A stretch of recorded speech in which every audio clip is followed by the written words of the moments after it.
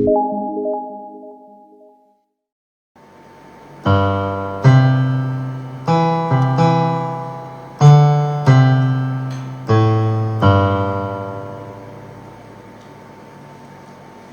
Ibu, saudara-saudari dan anak-anak yang dikasihi Tuhan, mungkin nada-nada yang baru saya mainkan tadi sangat familiar, sangat ya dekat dengan telinga Bapak Ibu saudara sekalian.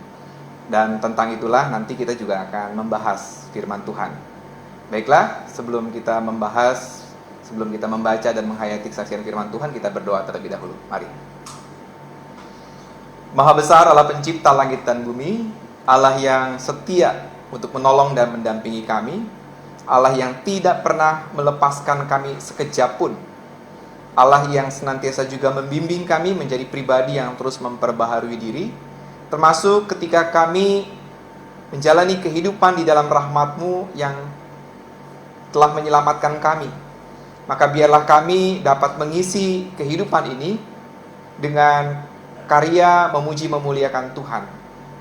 Tolonglah kami dengan hikmat Tuhan, tolonglah kami dengan kuasa Roh yang kudus, sehingga kami dapat mengerti memahami kehendak Tuhan, bahkan mewujud nyatakannya di keseharian kami. Dalam nama Yesus Kristus kami berdoa. Amin. Pembacaan Alkitab di hari Rabu ini, tanggal 24 Juni 2020, dari surat Rasul Paulus kepada jemaat di Roma, pasal 6 ayat 1 sampai dengan 11. Roma 6 ayat 1 sampai 11 saya bacakan. Jika demikian, apakah yang hendak kita katakan?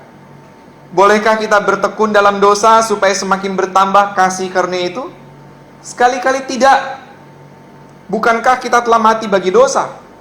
Bagaimanakah kita masih dapat hidup di dalamnya? Atau tidak tahukah kamu bahwa kita semua yang telah dibaptis dalam Kristus telah dibaptis dalam kematiannya? Dengan demikian kita telah dikuburkan bersama-sama dengan Dia oleh baptisan dalam kematian, supaya sama seperti Kristus telah dibangkitkan dari antara orang mati oleh kemuliaan Bapa, demikian juga kita akan hidup dalam hidup yang baru. Sebab jika kita telah menjadi satu dengan apa yang sama dengan kematiannya, kita juga akan menjadi satu dengan apa yang sama dengan kebangkitannya. Karena kita tahu bahwa manusia lama kita telah turut disalibkan supaya tubuh dosa kita hilang kuasanya, agar jangan kita menghambakan diri lagi kepada dosa. Sebab siapa yang telah mati, ia telah bebas dari dosa. Jadi jika kita telah mati dengan Kristus, kita percaya bahwa kita akan hidup juga dengan Dia. Karena kita tahu bahwa Kristus sesudah Ia bangkit dari antara orang mati, tidak mati lagi. Maut tidak berkuasa lagi atas Dia. Sebab kematiannya adalah kematian terhadap dosa satu kali dan untuk selama-lamanya. Dan kehidupannya adalah kehidupan bagi Allah. Demikianlah hendaknya kamu memandangnya, bahwa kamu telah mati bagi dosa, tetapi kamu hidup bagi Allah dalam Kristus Yesus. Amin. Sampai sedemikian pembacaan kitab kita. Yang berbahagia tentu kita yang mendengar firman Tuhan, terlebih kita yang melakukan dalam hidup kita hari lepas hari. Haleluya. Nah Bapak Ibu, saudara-saudari yang dikasihi Tuhan, kembali kepada nada-nada yang tadi saya mainkan. Itu lagu dari Kidung Jemaat 40, Ajaib Benar. Siapa yang menciptakan lagu itu? John Newton. Siapa John Newton? Ada kisah yang menarik di balik lagu ini memang. John Newton itu seorang pelaut. Ia sudah melaut sejak usia sangat belia. Seberapa belianya? Coba, ada yang menduga, ada yang menebak? 15 tahun, 17 tahun, 21 tahun? Sebelia itu? Lebih muda lagi. Usia 11 tahun, ia sudah mengarungi dari London, Inggris, sampai dengan pesisir timur ataupun barat Afrika. Dan di usia 11 tahun, ia bukan hanya sekedar ikut, tetapi ia betul-betul aktif sebagai pelaut. Setelah itu apa? Ia pun memiliki kapal sendiri. Untuk apa? Untuk bisnis. Bisnis apa? bisnis perbudakan. Jual beli orang-orang Afrika menjadi budak di Eropa. Ia menjalaninya selama bertahun-tahun, sampai usianya sudah sangat dewasa. Di usia yang juga masih muda, ia sudah memiliki ada sekitar 8 atau 9 kapal. Dia sudah memiliki kapal yang sudah cukup banyak dan ia menjadi pelaut yang kaya. Dalam sebuah pengalaman, dalam sebuah peristiwa, John Newton mengalami satu momen. Ia menghadapi badai, gelombang laut yang begitu luar biasa, dan berangkat dari pengalaman sebelumnya, ombak yang seperti itu sudah bisa dipastikan akan membuatnya hancur, binasa. Tetapi ternyata tidak. Kapalnya memang rusak, tapi mereka yang ada dalam kapal itu selamat semuanya. Sesuatu yang menjadi sebuah pengalaman krusial, secara khusus pengalaman imannya.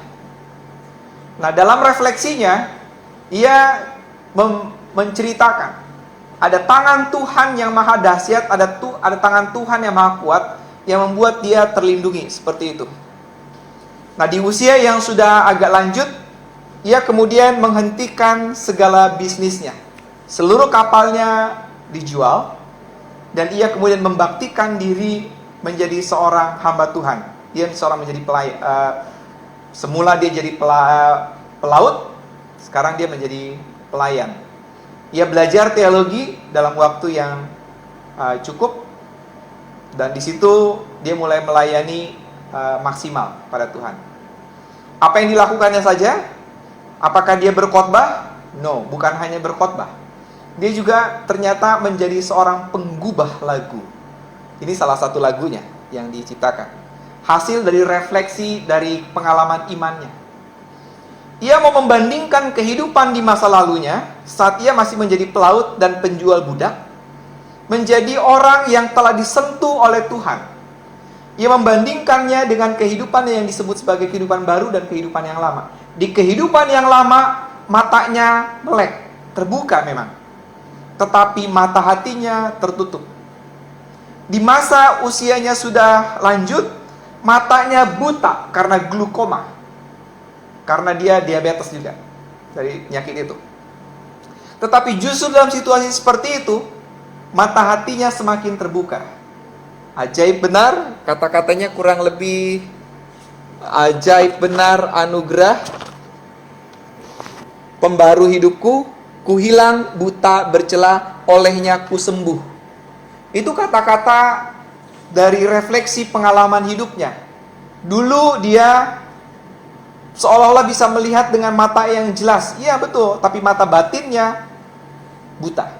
Sekarang saat ia sudah lanjut, matanya sudah buta, mata batinnya bisa melihat lebih jelas.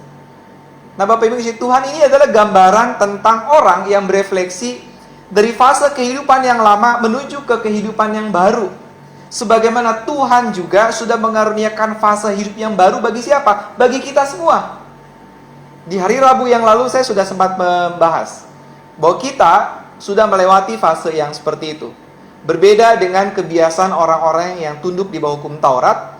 Hukum Taurat dijadikan sebagai prasyarat untuk masuk surga, selamat. Maka dalam pemahaman iman Kristen, kita telah diselamatkan oleh Tuhan, dan sekarang kita perlu mengisinya dengan mempraktikkan hukum kasih.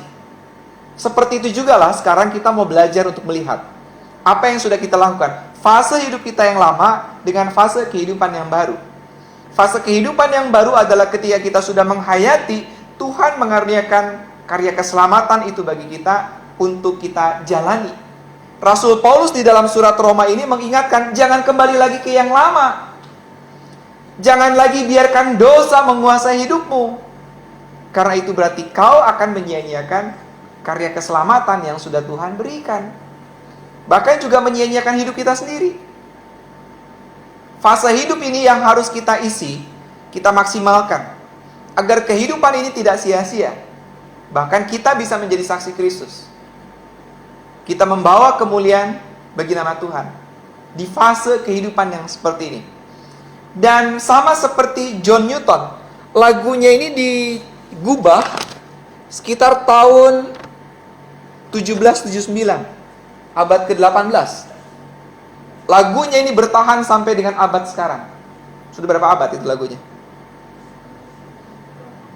3 abad kurang lebih ya. Mau hendak memasuki 3 abad. Bertahan. Dan ini salah satu lagu yang saya pikir hampir semua orang Kristen tahu. Betul ya? Ajaib benar. Nah, apa? Kalau bahasa Inggrisnya apa lagi ya? Amazing Grace, how sweet the sound. Wah, pinternya ini. Nah, lagu ini dikenal begitu lama. Dan saya sangat yakin lagu ini masih akan terus dikenal, diingat dari generasi ke generasi. Karena apa? Ini refleksi iman dari kedalaman seorang manusia yang menghayati dari kehidupan yang lama sekarang diperbaharui oleh Tuhan. Ia mengisi hidupnya dengan hal-hal yang baik. Ketika John Newton menyadari bahwa hidupnya telah dirampas oleh Tuhan, masuk ke dalam karya keselamatannya, maka di sisa hidupnya yang pendek, ia betul-betul menjadi berkat. Pun kita, Tuhan memberikan waktu yang begitu cukup buat kita. Tuhan memberikan kesempatan bagi kita untuk tidak kembali ke kehidupan yang lama, tapi mengisinya dengan kehidupan yang baru. Mengisinya untuk kemuliaan Allah. Kehidupan kita yang lama, biarlah itu sudah berlalu. Sekarang masuk kehidupan yang baru. Saya menganalogikan kehidupan kita ini sama seperti orang yang sedang berenang di sungai. Orang bisa saja untuk selamat supaya tidak tenggelam.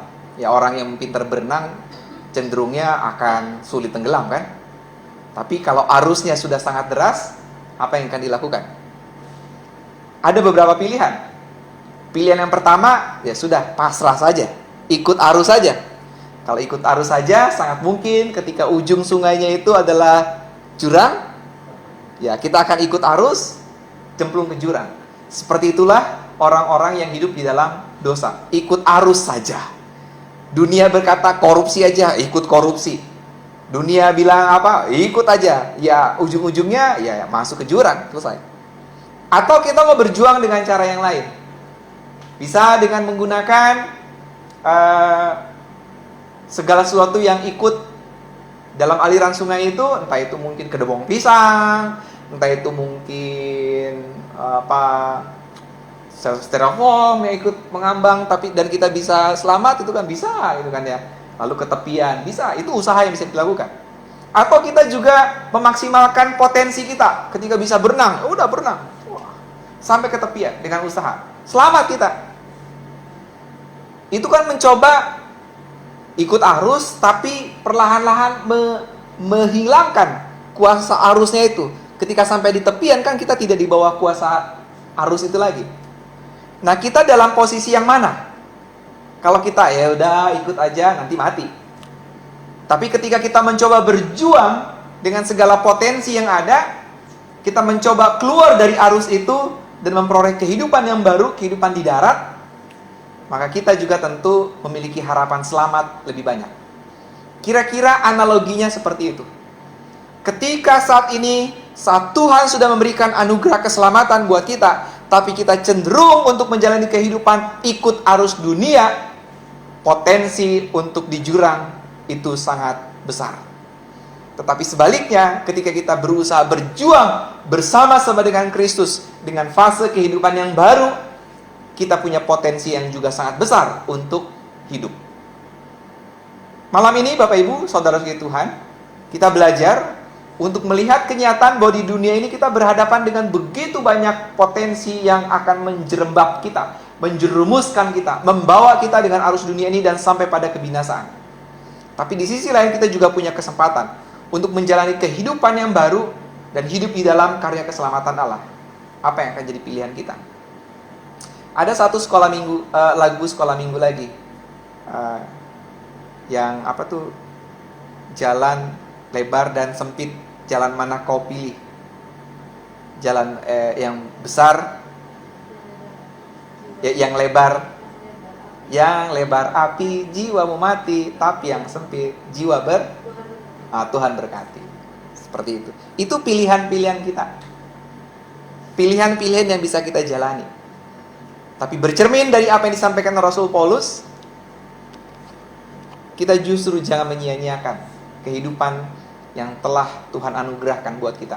Karya keselamatan yang sudah Tuhan berikan buat kita. Isi waktu yang ada ini untuk sesuatu yang bermanfaat. Memelihara kemurnian hidup kita, memelihara karya keselamatan ini bagi kita. Tema yang diangkat di dalam minggu ini, dalam KRT ini adalah hidup hanya bagi Allah dalam Kristus. Hidup hanya bagi Allah dalam Kristus. Itu yang didorong, itu yang diarahkan bagi kita. Kita telah diselamatkan, kita sudah sepatutnya hidup dalam fase hidup yang saling mengasihi Allah dengan cara mengasihi sama kita, dan kita akan semakin memaksimalkan ini untuk kemuliaan Allah. Tuhan memberkati.